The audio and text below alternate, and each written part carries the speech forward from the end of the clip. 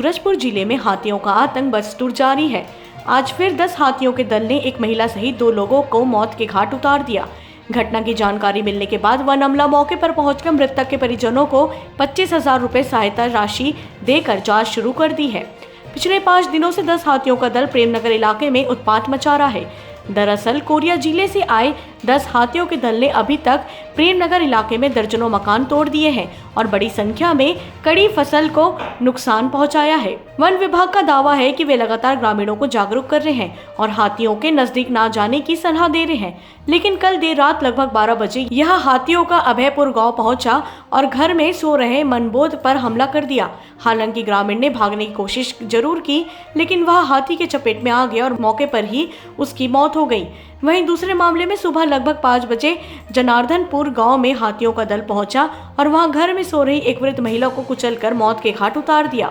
इस घटना के बाद से स्थानीय लोगों में काफी आक्रोश देखा जा रहा है। वहीं वन विभाग के अनुसार वे लगातार ग्रामीणों को समझाइश दे रहे थे कि जंगल से लगे घरों में ना रहें।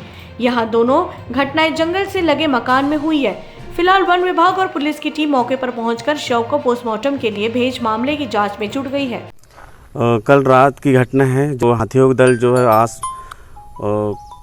जंगल के नज़दीक सो रहे हैं, जो ग्रामीण है उन हाथियों का दल आ गया, 10 हाथी का दल, और हाथी उन लोग भागे गांव वाले, लेकिन चपेट में एक पुरुष आ गया, लगभग 70 साल उम्र है, मनबोध है, और एक महिला 70 साल, वो दूसरे जगह जनार्दनपुर की घटना है। रात में 2 अलग अलग टाइम में हुआ है घटना, और हमारा दल तो मौके पर था ही, और अभी उनको मुआवजा राशि 25,000 दिया गया है शासन के नियम अनुसार, और 5-6 दिन में मुआवजा लगभग 6 लाख देने का है। ये हाथी का दल मौजूद है। और आप लोगों के द्वारा क्या प्रयास किया जा रहा है कि अब ऐसी कोई घटना नहीं? हम लोग का ही लगातार ये प्रयास रहा है कि गांव वाले उसके नज़दीक मत जाए, और रात में जहां तक हो सके कि अपना जंगल क्षेत्र को छोड़कर पास के जो शहरी क्षेत्र या राजस्व जो गांव। सूरजपुर से विष्णु कसेरा की रिपोर्ट।